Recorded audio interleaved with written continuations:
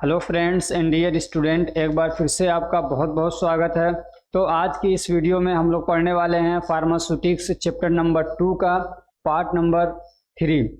इससे पहले इसके 2 पार्ट्स अपलोड हो चुके हैं और उसमें हम लोगों ने बहुत सारे बेसिक बातें और बहुत सारे टर्म्स हमने डिस्कस कर लिए हैं जो इस सब्जेक्ट से रिलेटेड हैं। तो अगर आपने फर्स्ट 2 पार्ट्स नहीं देखे हैं तो पहले उनको देख लीजिए, फिर उसके बाद इस पार्ट को देखिए तो आपको सारी चीज़ें अच्छे से समझ में आएंगी। तो चलिए शुरू करते हैं। तो आज की इस वीडियो में जो हमारा टॉपिक है वो है metal as a packaging material. इससे पहले हम लोगों ने पढ़ लिया glass as a packaging material, फिर उसके बाद पढ़ा था plastic as a packaging material. अब ये पैकेजिंग क्या होता है, पैकेजिंग मटेरियल्स क्या होते हैं, ये सारी चीज़ें हम लोगों ने डिस्कस कर लिया बहुत अच्छे से। इसीलिए कह रहा हूँ कि आप फर्स्ट पार्ट्स जो 2 हैं उसको देख लीजिए, ठीक है। तो अब हम मेटल के बारे में थोड़ा सा देखते हैं, फिर उसके बाद इसके एडवांटेज और डिसएडवांटेज और यूजेस वगैरह देख लेंगे। तो मेटल क्या है? तो metal is a hard and shiny substance. तो मेटल क्या है? एक हार्ड और चमकीला शाइनी सब्सटेंस होता है, एक चीज है। It is a good conductor of electricity, और ये इलेक्ट्रिसिटी का बहुत अच्छा कंडक्टर माना जाता है। हालांकि हमारे सब्जेक्ट से रिलेटेड नहीं है, लेकिन फिर भी इसको ध्यान रखना चाहिए कि ये क्या है, एक बहुत अच्छा कंडक्टर होता है। जैसे कि मान लीजिए लोहा हो गया, तांबा हो गया, पीतल हो गया, टिन हो गया, स्टील हो गया। तो मेटल्स जो भी होते हैं वो क्या है, बहुत अच्छा कंडक्टर होते हैं। अब ये जरूरी नहीं है कि जो भी गुड कंडक्टर है वो मेटल होगा, ये जरूरी नहीं है, ठीक है ना। Metal are found below the earth surface, और ये मेटल हमको कहाँ मिलते हैं? तो ये हमको जमीन के नीचे मिलते हैं, ठीक है ना। जो हमारी क्रस्ट है जमीन की, उसके नीचे ये हमको मिलते हैं। Metals are commonly used as pharmaceutical packaging material, और ये आमतौर से पैकेजिंग मटेरियल के तौर पे यूज होते रहते हैं फार्मास्यूटिकल इंडस्ट्रीज के अंदर। क्यों यूज होते हैं? बिकॉज दे आर स्ट्रॉन्ग, इसलिए कि ये स्ट्रॉन्ग होते हैं, मजबूत होते हैं, और क्या है, अनब्रेकेबल, और क्या है, ये आसानी से टूटने वाले नहीं होते हैं। समझ रहे हैं ना। जैसे कि मान लीजिए लकड़ी है, बहुत जल्दी टूट जाती है, खराब हो जाती है, सड़ जाती है, समझ रहे। लेकिन ये क्या, लचक होती है इनके अंदर, ये टूटते नहीं है। जैसे कि कांच है, टूट जाता है बहुत जल्दी, लेकिन इनके अंदर ना एक लचक होती है, टूटते नहीं है जल्दी से ये। एंड परमिएबल, ये परमिएबल नहीं बल्कि क्या है, इम्परमिएबल है, ठीक है ना। ये इसको इम बना दीजिए, ठीक है ना। और क्या होते हैं, ये इम्परमिएबल होते हैं to moisture and gases and resistant to micro organism, और ये मॉइस्चर के लिए और गैसेस के लिए इम्परमिएबल होते हैं। अब परमिएबल, इम्परमिएबल, ये सारी चीजें मैं बता चुका हूँ, ठीक है ना। यानी ये कि बाहर जो मॉइस्चर है, जो नमी है या जो गैसेस हैं, उनको अंदर नहीं आने देते हैं अगर इनके कंटेनर बने हुए हैं। और ये भी क्या है, माइक्रो ऑर्गेनिज्म के लिए रेजिस्टेंस होते हैं, ठीक है ना। रेजिस्टेंट होते हैं यानी रेजिस्टेंस करते हैं, उनको रोकते हैं, अंदर नहीं आने देते हैं। अब ये कि the metals are commonly used for pharmaceutical packaging are aluminium, tin, stainless steel, lead and tin plated steel etcetera, ठीक है ना। अब जो मेटल्स कॉमनली, अब मेटल्स तो बहुत सारे हैं, लेकिन जो आमतौर से पैकेजिंग मटेरियल के तौर पे यूज होते हैं तो वो कौन से हैं, इनके एग्जांपल्स याद रखिएगा। तो क्या है, एल्युमिनियम है, टिन है, स्टेनलेस स्टील है यानी जो है ऐसे, लेड है, ठीक, तांबा हो गया, और क्या है, tin plated steel. Tin plated steel क्या है, ये भी एक तरीके का फार्मास्यूटिकल पैकेजिंग मटेरियल के तौर पे यूज होता है। एक मेटल है, ये जो टिन है उसके ऊपर स्टील की एक लेयर चढ़ा दी जाती है, उसको बोलते हैं टिन प्लेटेड स्टील, ठीक। अब इसके एडवांटेज क्या क्या है, इसको क्यों यूज किया जाता है?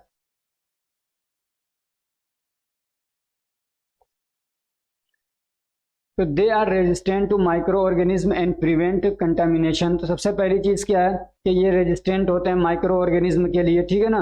और क्या कहते हैं, ये उनको कंटामिनेशन होने से रोकते हैं, चीज़ों को गंदा होने से, खराब होने से रोकते हैं, ठीक है ना। कंटामिनेशन का मतलब होता है कि कोई अनवांटेड चीज उसके अंदर आके मिल गई जो उसको खराब कर रही है, या दूसरा मतलब इसका होता है कि किसी चीज को गंदा कर देना, ठीक है। जैसे पानी है, पानी के अंदर आके क्या कहते हैं, रेत के जो टुकड़े होते हैं वो पड़ गए, उसमें डस्ट पड़ गया तो कंटामिनेटेड हो गया वाटर, तो उसको बोलते हैं कंटामिनेशन, ठीक। ऐसे क्या है, they are impermeable to light, gas and moisture, और ये क्या है, लाइट को भी अंदर नहीं आने देते हैं। या ये भी कह सकते हैं कि लाइट रेजिस्टेंट होते हैं, यानी इसके अंदर जो चीज़ें, मान लीजिए ऐसी दवा है जो लाइट सेंसिटिव है, लाइट की वजह से खराब हो जाती है, तो अगर इसके कंटेनर के अंदर आप उसको रखते हैं तो ये लाइट को अंदर आके दवाओं को खराब नहीं करने देंगे, ठीक है ना। इसलिए कह रहे हैं कि इम्परमिएबल होता है, ये लाइट के लिए भी, गैसेस को रोक देता है, मॉइस्चर को, नमी को अंदर नहीं आने देते हैं। ऐसे क्या है, they are enough strong and unbreakable, बहुत ज़्यादा मजबूत होते हैं और आसानी से टूटते भी नहीं है। ऐसे इनके ये एडवांटेज है कि इनको हम लोग क्यों यूज़ करते हैं फार्मास्यूटिकल पैकेजिंग में, तो इसलिए इनके अंदर ये खूबियाँ हैं, ठीक है ना।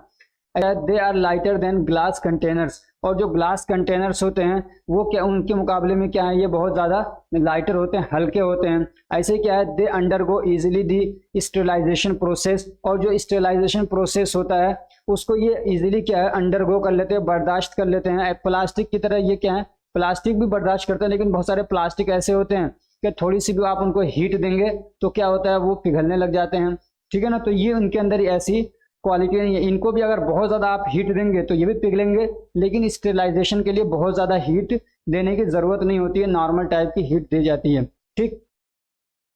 और क्या है, they are attractive and durable, ये अट्रैक्टिव होते हैं और टिकाऊ होते हैं, लंबे समय तक चलने वाले होते हैं। ऐसे क्या है, labelling is easy on metals, और मेटल्स के ऊपर लेबलिंग करना भी क्या होता है, आसान होता है। उसके ऊपर आप देखते हैं ना, जो क्या होता है कंटेनर्स होते हैं, जैसे कि इसके क्या बनते हैं, खास तौर से इसके बनते हैं ट्यूब्स वगैरह, ठीक है ना। ट्यूब्स जैसे कि जो लगाने के लिए आती हैं दवाएं, ट्यूब्स के अंदर होती हैं, या इसके एरोसोल बनाए जाते हैं। आपने देखा होगा कि बहुत सारे परफ्यूम जो होते हैं तो जिस कंटेनर के अंदर रखे जाते हैं वो मेटल के होते हैं। जो गैसियस फॉर्म में दवाओं को हम लोग ऐसे पुश करते हैं तो स्प्रे निकलता है ना, उसमें से स्प्रे के टाइप में जो दवाएं पैक की जाती हैं वो उसको बोलते हैं एरोसोल। तो इसके एरोसोल भी बनाए जाते हैं, ठीक है ना। ज़्यादातर प्लास्टिक के तो भी बनने लगे हैं अब, लेकिन एरोसोल वाली जो जिन दवाओं को एरोसोल के अंदर पैक किया जाता है तो वो मेटल होते हैं, ठीक है ना। अब तो प्लास्टिक के भी आने लगे एरोसोल, लेकिन ज़्यादातर मतलब गैसियस दवाओं को एरोसोल के अंदर पैक किया जाता है, और एरोसोल बनने होते हैं ज़्यादातर मेटल के, ठीक है ना। एरोसोल ज़्यादातर मेटल के बने होते हैं। या आप ये भी कह सकते हैं कि मतलब ये जो मटेरियल, या आप ये भी कह सकते हैं कि जो मेटल्स हैं इनके एरोसोल भी बनाए जाते हैं। ऐसा नहीं कि सिर्फ इन्हीं के बनाए जाते हैं, बल्कि इनके भी बनाए जाते हैं। अब इसके हम लोग डिसएडवांटेज पढ़ लेते हैं कि डिसएडवांटेज क्या है, इसके फायदे हैं तो नुकसान भी हैं। और दूसरे ये भी आप उसमें आप ये भी ऐड कर सकते हैं कि ये क्या केमिकली इनर्ट होते हैं, जो भी दवाओं के इंग्रेडिएंट हैं उनके साथ में वो रिएक्शन नहीं करते हैं, ठीक है ना। तो आप ये भी एक पॉइंट उसके अंदर ऐड कर सकते हैं। डिसएडवांटेज क्या है, तो दे आर वेरी एक्सपेंसिव, ये क्या होते हैं, बहुत ज़्यादा एक्सपेंसिव होते हैं, ठीक है ना। ये क्या है, बहुत ज़्यादा एक्सपेंसिव होते हैं। ऐसे क्या है, some metals are heavy in weight, और कुछ मेटल्स ऐसे हैं जो बहुत ज़्यादा भारी भी होते हैं, तो इनके ये भी एक डिसएडवांटेज है। ऐसे क्या है, they are reactive to some chemicals and cause toxicity. ऐसे क्या है, कुछ मेटल्स ऐसे हैं जो कि मतलब रिएक्टिव होते हैं कुछ केमिकल्स के लिए, ठीक है ना। कुछ मेटल्स ऐसे हैं जो कुछ केमिकल्स के लिए रिएक्टिव होते हैं, यानी उनके लिए सेंसिटिव होते हैं, उनके जब कांटेक्ट में आते हैं तो रिएक्शन कर जाते हैं, और उसकी वजह से फिर टॉक्सिसिटी क्या है वो कॉज करते हैं। जैसे कि लेड है, लेड उसकी वो मतलब बहुत जल्दी रिएक्शन कर जाता है, और उसकी वजह से लेड पॉइजनिंग हो जाती है, ठीक है ना। अब हम लोग ये जो 3-4 जो मेटल्स हैं जिनको जो मतलब कॉमनली यूज होते हैं फार्मास्यूटिकल इंडस्ट्री में पैकेजिंग के तौर पे, उनके बारे में थोड़ा सा हम लोग पढ़ लेते हैं। इसलिए कि कई बार ऐसा पूछ देता है कि write a short note on metal as a packaging material. अगर मान लीजिए क्वेश्चन ऐसे पूछ लेता है कि write a note on metals as a packaging material, तो आपको मेटल के बारे में जो है उनकी थोड़ी थोड़ी बातें तो याद होनी चाहिए ना, कुछ आपके पास कंटेंट होना चाहिए। तो वो मैं आपको थोड़ा सा दे रहा हूँ, वरना तो जो सिलेबस में पूछा था वो उतना हो चुका है कंप्लीट। लेकिन ये आपके एक्स्ट्रा नॉलेज के लिए, एग्जाम में अच्छे मार्क्स लाने के लिए, एमसीक्यूज वगैरह अगर आए कुछ तो उसको सॉल्व करने के लिए ये चीज़ आपको पढ़ना चाहिए।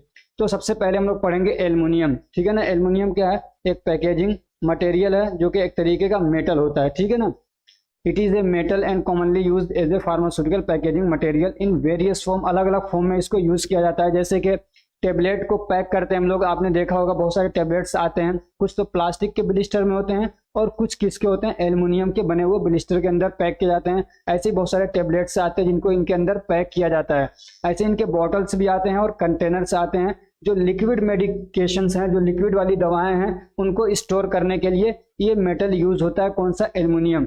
ऐसे क्या है, इनके ट्यूब्स वगैरह बनाए जाते हैं। Aluminium tubes are commonly used for packaging creams. आपने देखा होगा जो क्रीम आता है तो उसका जो ट्यूब होता है तो उसको वो किसका होता है, एल्युमिनियम का होता है। ऐसे ही कुछ जेल्स आते हैं तो उनको एल्युमिनियम के ट्यूब्स वगैरह में रखा जाता है। ऑइंटमेंट्स आते हैं उनको रखा जाता है। अब ये ना आप इसमें कंफ्यूज ना होइएगा कि ऑइंटमेंट्स क्या होते हैं, जेल क्या होते हैं, क्रीम्स क्या होते हैं। आपका एक चैप्टर आने वाला है, चैप्टर नंबर 5, उसके अंदर ना यही सारी चीजें आप पढ़ेंगे। अब उसको यहाँ पढ़ाने लगूँ तो जो मेन टॉपिक है वो छूट जाएगा, तो कंफ्यूजन होता है। इसलिए जो चीज मुझे लगता है कि जरूरी है आपके समझने के लिए, जहाँ पे मैं उसको वहीं पे बताऊंगा, ठीक है ना। ऐसे ही क्या है, इनके एरोसोल बनाए जाते हैं, एरोसोल कैन भी बोलते हैं उनको, ठीक है ना। तो गैसियस जो मेडिकेशंस होते हैं उनको पैक करने के लिए इनके एरोसोल भी आते हैं। ऐसे ही to make caps and closure, इनके कैप्स भी बनते हैं और क्लोजर वगैरह, ढक्कन वगैरह बनाए जाते हैं। दूसरा है एक, दूसरा जो है वो है टिन। तो टिन इजिली गेट इरोजन नहीं है, ये क्रोजन है। क्या है ये, क्या है, क्रोजन, ठीक है ना। ये बहुत जल्दी क्या होता है, इसमें क्रोजन लग जाता है, ये समझिए कि इसमें जंग लग जाता है, ये खराब होने लगता है, ठीक है ना। इसीलिए इसको सिंगल यूज नहीं किया जाता है, बल्कि क्या होता है, it is electroplated into a sheet of steel to improve its corrosion resistance, ठीक है ना। तो इसीलिए इसको क्या करते हैं, जो टिन होता है उसके ऊपर स्टील की एक लेयर चढ़ा देते हैं, ठीक है ना, उसी को बोलते हैं। और उसमें इलेक्ट्रिसिटी यूज होती है तो इसलिए उसको बोलते हैं इलेक्ट्रोप्लेटेड, ठीक है ना। इलेक्ट्रोप्लेटेड क्या करते हैं, स्टील की एक कवर चढ़ा देते हैं उसको, ठीक है ना। तो फिर जब स्टील की एक कवर उसके ऊपर चढ़ा देते हैं तो फिर वो क्या है, क्रोजन के लिए रेजिस्टेंट हो जाता है, यानी अब क्रोजन उस पर नहीं होता है, जंग नहीं लगता है, हो जाता है, ठीक है ना। And then use for packaging, और फिर उसके बाद उसको पैकेजिंग के लिए यूज किया जाता है, सिंगली टिन को यूज नहीं किया जाता है, ठीक। इट इज, अब इसके बारे में कुछ बातें देख लीजिए। तो it is most chemically inert of all the collapsible tubes, यहाँ लगा लीजिए, ठीक है ना।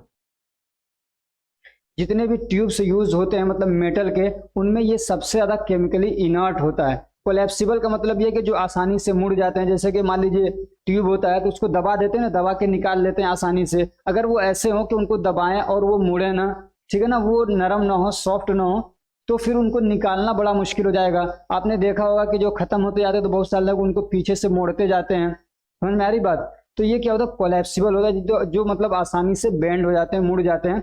तो जितने भी क्या कहते हैं ट्यूब होते हैं उनमें सबसे ज्यादा केमिकली इनर्ट कौन सा होता है, ये होता है टिन, ठीक है ना। लेकिन उस कंडीशन में जब इसके ऊपर हम एक शीट, क्या कहते हैं, एक लेयर या एक शीट हम स्टील की लगा देते हैं, कवरिंग कर देते हैं उसके, ठीक है ना। इसके बाद क्या है, it is use to make aerosol cans, तो इसके फिर क्या है, एरोसोल कैंस भी बनते हैं, ट्यूब्स वगैरह भी इसके बनते हैं ज्यादातर।